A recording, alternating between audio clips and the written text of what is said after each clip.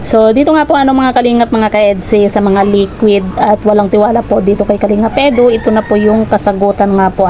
kung sino nga ba yung kinis po ni Kalingap Edu sa ulo. At kita naman po natin siguro mga kalingap na naka-hoodie po dito si Viancy sa picture na ito kaya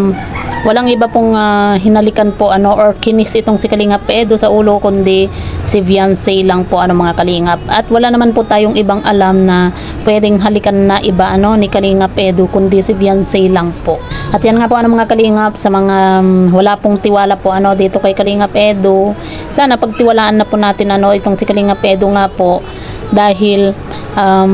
hindi naman po tatagal po yung EDSI kung talagang may iba po itong si Kalingap Edu nga po mga kalingap. At kung hindi man po na naipapakita ni Kalingap Edu nga po itong si Viancy sa kanyang live, kahit na hinihiling po natin sa comment section, wag po tayong magtampo po dahil alam naman po natin at kilala naman po natin itong si Kalingap Edu, na kahit na gustong gusto po ng mga viewers po niya na makita itong si Viancy, ay talagang hindi po yan ipapakita ni Kalingap Edu dahil ayaw po niyang masira po yung tiwala po at respeto ni Kalingap Rab nga po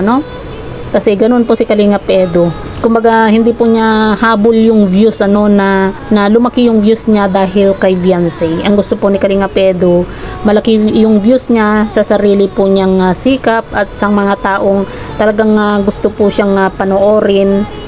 at suportahan nga po At yan nga po mga kalingap, sa mga hindi po nagtitiwala po dito kay Kalingap Edu, sana pagtiwalaan na po natin si Kalingap Edu, kasi isa rin po yan sa nakakasira po sa tambalang EDSI kung pinagdududahan po natin yung isa po sa kanila. At nakita naman po natin na kahit na hindi po ipinakita ni Kalingap Edu itong si Viancy sa vlog po niya, pero ipinakita naman po ni Kalingap Grace nga po itong si Viancy, kahit na sabihin po natin na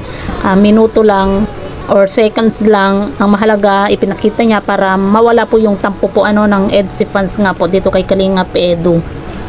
Kahit naman po tayo mga kalingap, gustong gusto po natin na makikita itong si Viancy sa live or sa video ni Kalingap Edu, pero kilala naman po natin itong si Kalingap Edu na talagang hindi po niya yan ipapakita itong si Viancy. At yan nga po mga kalingap, nalalapit na nga po yung birthday nga po ni Viancy, at talagang kaabang-abang po, lalo na po sa pasabog po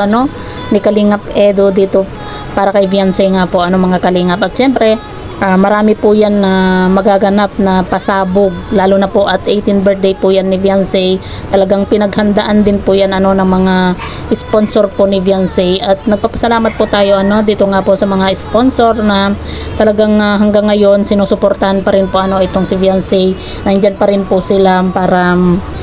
sumuporta sa tambalang EDSI, lalo na dito kay Viancy sa kanyang pag-aaral. At kita naman po natin kung gaano kamahal po ng mga sponsor po itong si Viancy nga po. Kumbaga dahil din po sa mga sponsor, kaya napakalaki po ng nabago po sa buhay po ni Viancy nga po, mula nung na-vlog po siya ni Kalingap Rab. So yan po mga kalingap, sa mga nagtatampo po dito kay Kalingap Edu, alam na po natin kung sino nga ba yung kinis po sa ulo po ni Kalingap Edu, ay walang iba kundi si Viancy nga po. Kumbaga hindi lang po talaga niya ipinapakita